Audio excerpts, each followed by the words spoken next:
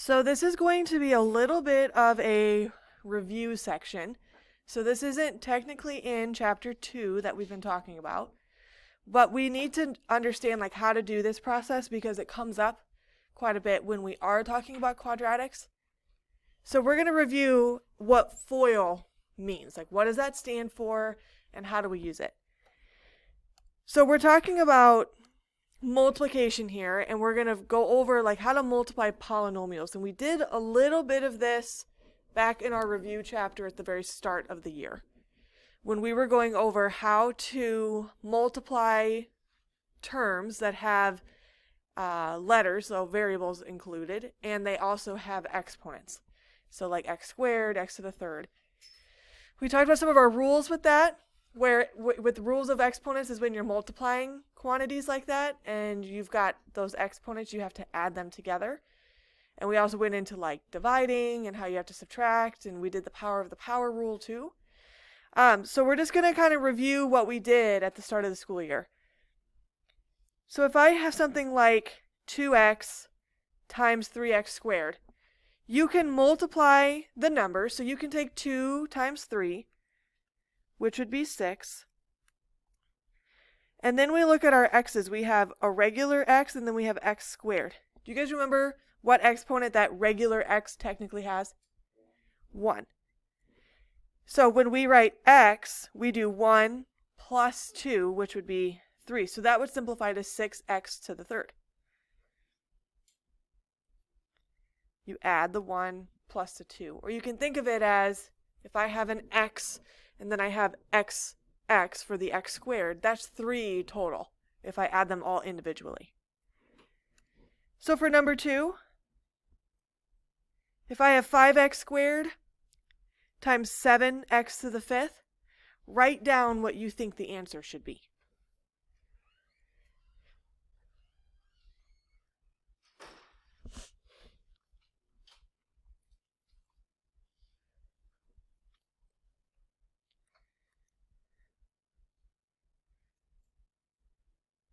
So what did you guys write down? What's 5 times 7? And x to the, good, 7th power. Because 5 and the 2 together, if you add them, get you 7. We can do the same idea here if we have to use the distributive property. So remember, distributive happens when you've got a number sitting in front of a quantity that's in parentheses. So you take like 3x, and I always draw arrows to kind of help remind myself that I got to go into both terms. So I'm taking 3x times x and then 3x times the negative 7.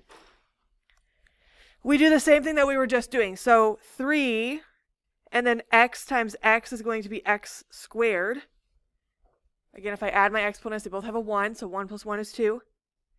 And then 3x times a negative 7 would be negative 21, and then x just trails.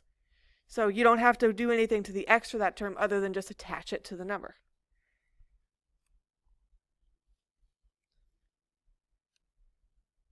Okay, so you guys try number 4.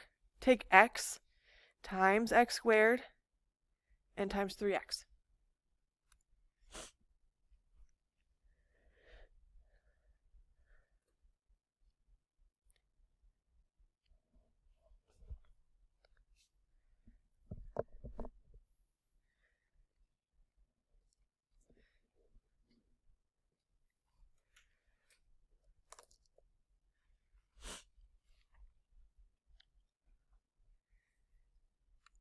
So what would be x times x squared?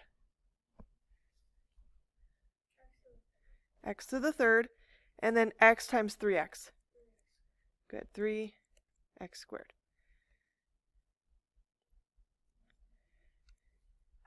So this kind of branches then into if I need to multiply a binomial by a binomial. So the terms that we were just dealing with, polynomials, those are singular terms. Like you had 3x and like 2x, or 3x squared and 2x to the fourth, or something like that. Those are each individual things. A binomial is when you have two pieces and they're separated by a plus sign or a minus sign. So that's like the big difference here, is that we've got these two items and we're trying to multiply them together.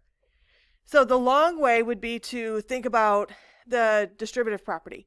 Like if I start with x from the first parentheses, x plus 2, I take that x times x and that x times 6. And so I would write x times x plus x times 6. Then if I distribute again, so I take the 2 and I multiply to x and I multiply to 6, I would have 2 times x plus 2 times 6. And then we simplify like we did before. So we have x times x, which would be x squared. X times 6, we just stick those together. We always put the number first, so I rewrite it so it says 6x. And then we have 2x, and then we have 12. And the last thing that you should try to do, if you can, is to combine any of the like terms. So I have a 6x and a 2x. Now I can add those together. Be careful that you're not trying to multiply these and get like a new x squared here. You're just taking 6 plus 2 essentially, and the x is just tagging along. So we would say x squared plus 8x plus 12. And so it's okay to use the distributive property twice in this sense, but this is where we get this idea that this section is called FOIL. Okay, FOIL is a shortcut to doing these types of problems without having to draw a whole bunch of arrows. It's just kind of a sequence that we can follow these operations in. They always go the same way, so that you can just think about that word, FOIL. And if you guys turn the page, it stands for first, outside, inside, last. And you may have heard of this before. You've probably used FOIL at some point, whether in algebra or geometry. And this is just kind of, like I said, a sequence of things that you can follow. When you're multiplying, you always take the first terms in the parentheses and you multiply those. Then you take the outside terms, which would be the terms that are farthest away. So the first term and the last term.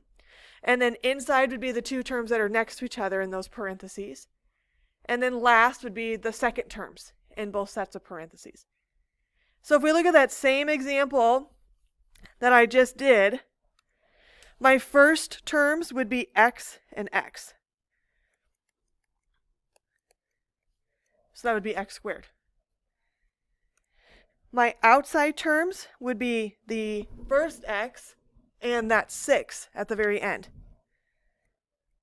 So I get 6x. Inside terms would be the 2 and the x right next to it from the second parenthesis. So that's 2x. And then last would be the 2 and the 6. And I get 12 when I multiply those. Now we have plus signs in between all of these terms, just like we did before. And to simplify, again, the only thing that I can combine are the middle two terms. And so I get the same answer, x squared plus 8x plus 12.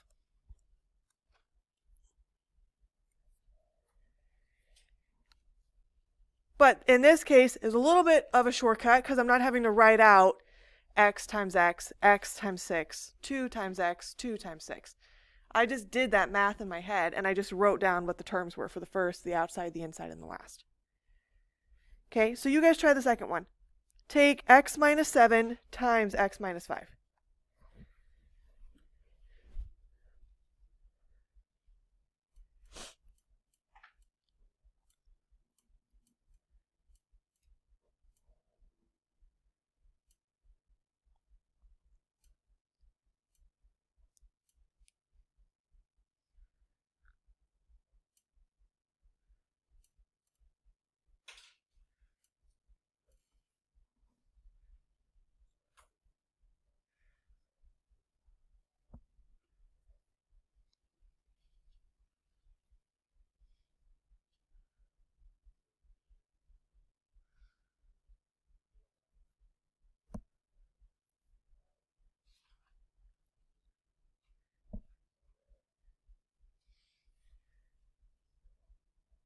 So if you did this one, first terms would be x times x, which is x squared.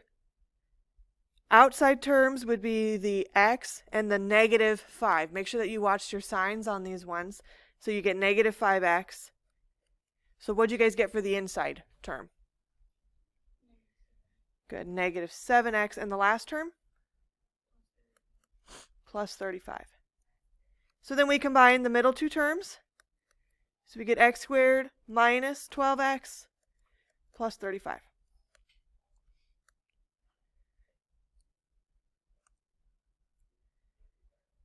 Okay, if we look at this next one, you're still going to follow that same sequence, first, outside, inside, last.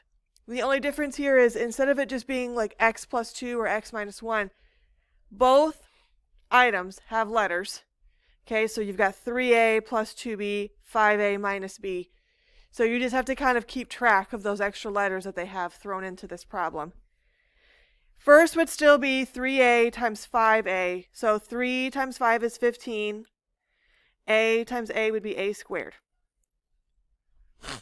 For the outside terms, we have 3a and a negative b. So it's think of it as like the whole thing's going to become negative now because you're taking times that negative 1b. So you get negative 3, and then it just says a, b. You can't combine those any other way other than just to stick them next to each other. The inside terms are similar to that because you have 2b and 5a. So that would be 10ab. And the last term, if you guys take 2b times negative b, you get negative 2b squared. Again, you can only combine terms if they look exactly alike, which the middle ones do, because they both have ab attached. So we can combine those. So I have 15a squared. What would that be combined? Good, 7. So plus 7ab minus 2b squared.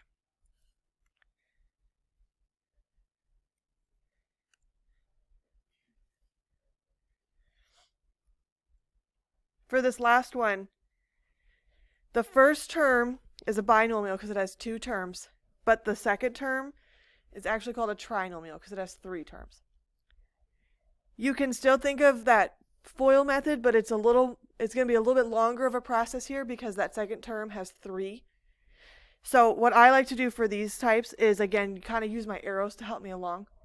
So I'm going to go 2n, take that times 6n squared, times the negative 7n, and times the 4. So I have to distribute 3 times here. So 2n times 6n squared would be 12n to the third. What would be 2n times negative 7n?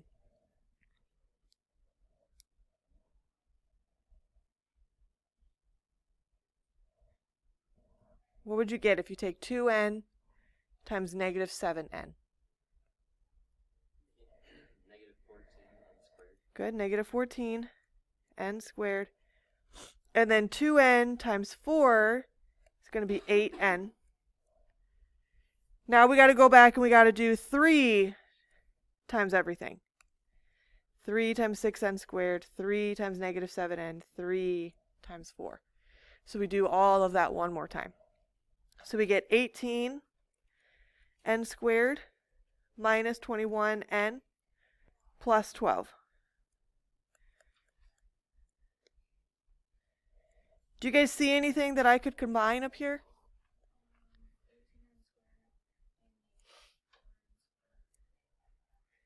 Anything else? Yep. So underline your like terms if you need to. Circle them, like use circles, triangles, squares if you need to do that. Especially if you're dealing with like a really long problem and you've got a lot of terms that you're trying to keep track of. So we're going to get 12n to the third. And then negative 14 and positive 18 is going to be positive 4. So plus 4n squared. So that takes care of all of those so far. 8n plus negative 21n is going to be negative 13n. And then plus 12 just drops down.